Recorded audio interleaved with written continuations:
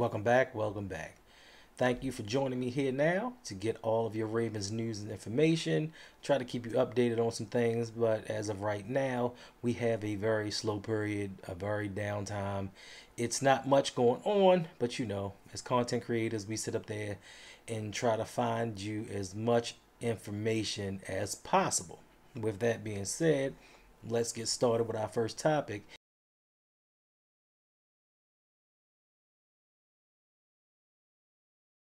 And that is Ozzie Newsome sat down with the Draft Dudes podcast earlier this week to discuss a couple of things about the Baltimore Ravens. First up, he talked about drafting versus what the Rams did to get a Super Bowl. And he said, listen, I applaud them for everything that they did. They won it, but we in this building, we prefer to go through the draft. We prefer to build this team through the draft, free agency slightly, and undrafted free agents. Not to say what the Rams did was wrong, but that's just not our approach. And right or wrong, if you look back at it, everybody says, listen, what the Rams doing isn't sustainable. It isn't good for the future of their team. They're going to flame out. They're going to outbid themselves out of talent and have to let them go in the future. But the reality of it is they've been in 2 of the past 4 Super Bowls. So as far as longevity, it's lasted at least 4 seasons. And they're still adding on talent and adding on players and may make another run next year. So don't tell me that that is not sustainable as a viable option into building a team. Now, I do get what Ozzie's saying. He's saying, listen, we go in and we get essentially 4 years of cheap labor. And that helps build the team up in the long run. But the problem is when you keep adding cheap labor upon cheap labor and you have kind of spots and holes in your team, you're not going to go anywhere. So you have 2 Super Bowls in 4 years and buying a team. You have a team that can't get out of the first round of the playoffs building through the draft. Like I said, I can't say which is right and which is wrong, but there is some proof in the pudding that what the Rams doing is successful and it is sustainable. But I get where Ozzie's coming from. I myself, as an older person, you stick with what you know. You stick with what you are comfortable with and what has brought you success. Now, it has brought us minimal success over the last decade, but what are you going to do? Next up, he spoke about on what the Ravens look for when it comes to evaluating players that they're going to draft, bring into the team. And it's the old adage of height, weight, and speed. And I know a lot of old school scouts and coaches and general managers, they still evaluate talent that way. But there comes a time when you kind of need to look at, is he a football player? Like my man Jose keeps saying, height isn't a talent. Weight isn't a talent. Now, speed, you can't teach speed, but we've seen throughout history, and even on the Ravens ourselves, that you can take some of the fastest players in the NFL and it doesn't equate to success. It just doesn't. So is this also another philosophy shift that we need to change when evaluating players? Because they even said it earlier this year in one of the press conferences. We prefer the bigger, heavier players. And we see that with the Ben Cleveland pick. Like, we took a big, heavy player, but it has yet to be seen that he can play. And a lot of the picks that we've had, the last 3 drafts, is a lot of busts. Not too many booms. Not maybe even one. And it's starting to bite us in the ass. And that's my only problem. And the only issue that I have is if something's not working, then I'm not saying that you have to change it. But if it's not working, at least tweak it. At least do something to your formula, because we keep doing the same thing and we keep getting the same outcome and it's not winning. So maybe we need to take a look at how we evaluate players, even though they said because of all the injuries and everything that happened that they were going to take a look at their scouting department and how they do things. But for him to say this week, it reiterates that we are still, no matter what you say, we're going to do what we've always done. And that height, weight, and speed thing, that was good in the 50s, 60s, 70s, and 80s. But going forward, you have to find people that love football. They may not be the tallest, they may not be the heaviest, they may not be the fastest, but if they eat, live, and shit, excuse my language, football, those sometimes are those players that you need. Not at every position, but those are some of those glue guys that hold a position group or a side of the ball together and gets the most out of people. For instance, now everybody might not be happy with, per se, James Prochet. They may not believe that he's ultra talented, that he's uber athletic. They may not believe a lot of things, but one thing that you cannot take from him is, with his talent base, he still exudes leadership. Now, this, and Rashad Bateman clearly is I won't say a better class of athlete, but better at his position than James Prochet is at this point in time. But yet and still, James Prochet is a leader in that room. Like, I think even last year, when it came to the beginning of the season with Hollywood. Now, Hollywood was doing his thing, and he was fighting for yards. He was knocking people off of him. He was playing a lot tougher than he had in the past. And I think that had a lot to do with James Prochet and the mentality that he brought to the team. He's a hard worker. He comes in early. He leaves late. He does everything he can to maximize his talents. And sometimes you need those type guys on your team, whether they contribute statistically or whether they contribute mentally, emotionally. You just need those type people. So you need to get out of that mindset of height, weight, speed, because it doesn't always equate. Ozzie also spoke about the Ravens zigging on offense while everyone else is zagging. Now, sometimes and throughout history, we've had highly intelligent individuals, whether it's in sports or other areas of the world, that sometimes outsmart themselves. Like, they're just so genius that they overthink things. And you don't even have to be a genius to overthink something. But in this case, I think that's something that may be happening. Now, yes, you can continuously, annually say, we want to be the best running team of all times. That's great. It's wonderful, especially when the weather gets cold. It benefits you a little bit more.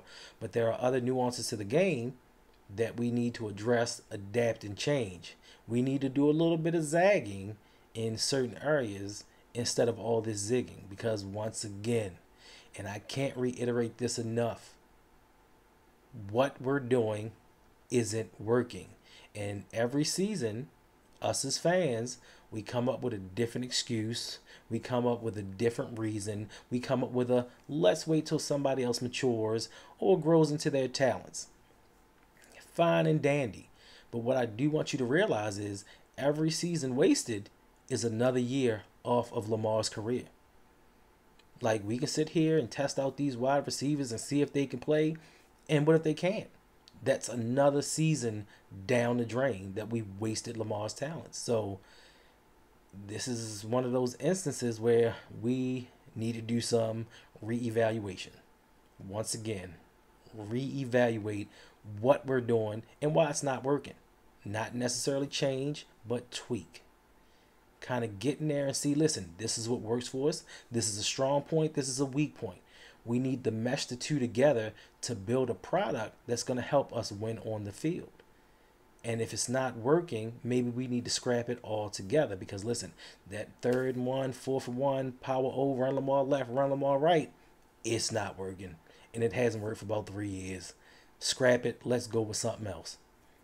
Going back to the original topic at hand with Ozzie, with the building through the draft, he also spoke about best player available. Now, once again, I think in the old days, this worked pretty well. And it most recently, I think Marlon Humphrey, I guess. We drafted him when we didn't need a corner, but with the rash of injuries, he pretty much came in handy, and we needed him. And, it was a good pick, even though it was a luxury pick. Could that happen with Kyle Hamilton? Possibly. But there needs to come a time where we need to start filling holes. We need to start with, hey, best player available? Second best player available. He is a position of need. Well, let's just skip this one and go to what we need.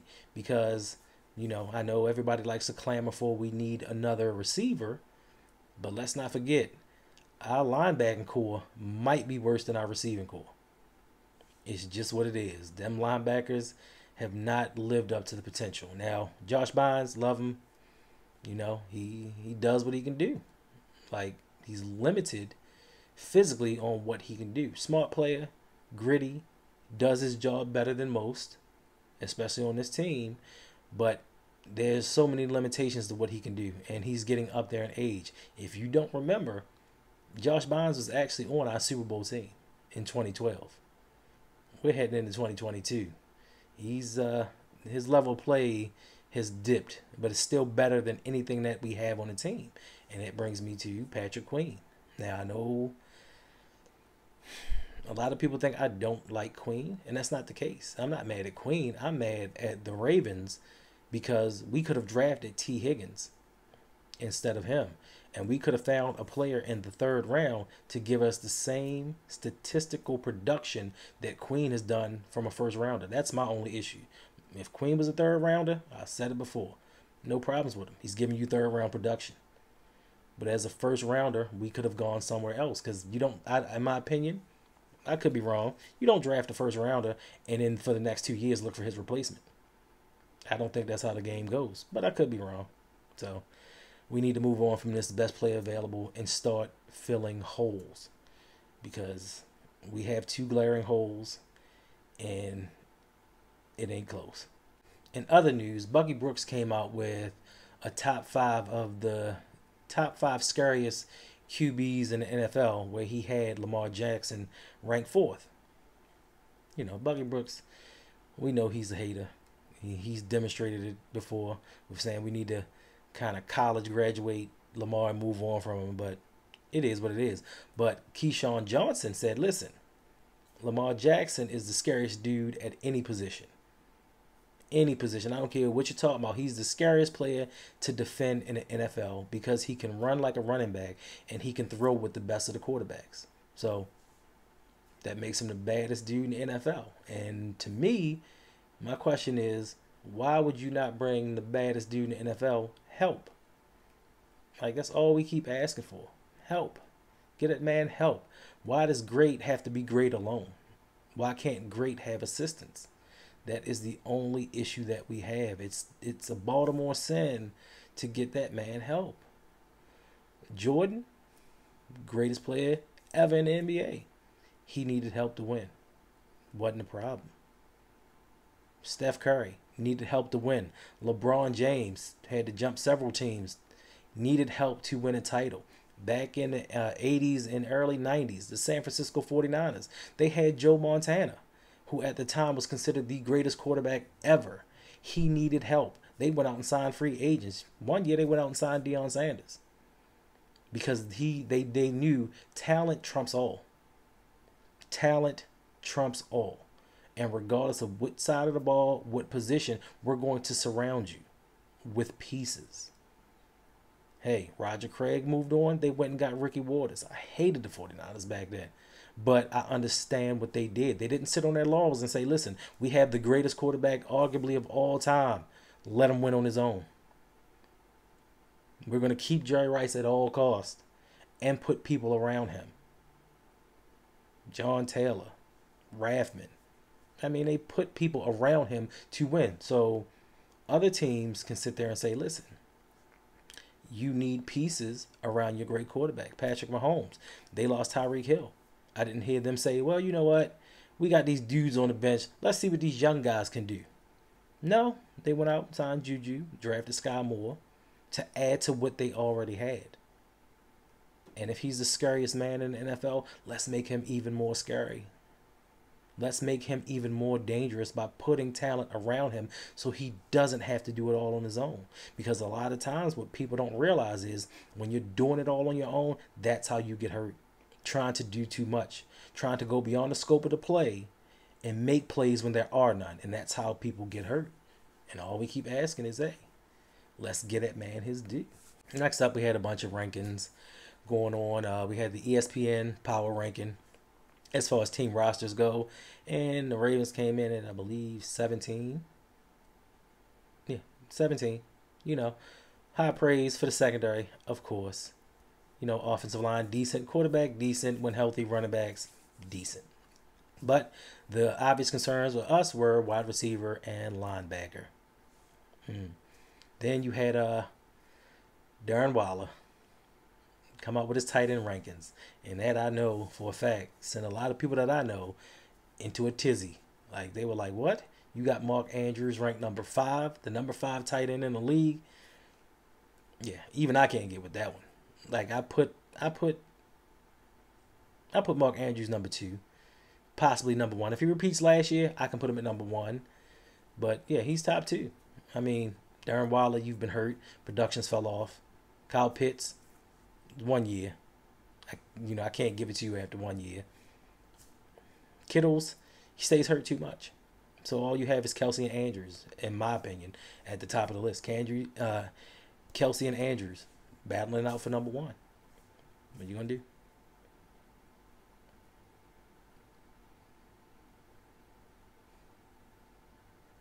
And also on these lists, they had a list of potential first-time Pro Bowlers and overvalued players on teams. So potential Pro Bowlers, they had for us Adafe Owe, which if he can stay off special teams and predominantly play his position, I think he can be a Pro Bowler. Like, given the right scheme and the right opportunities, I think he can be an All-Pro.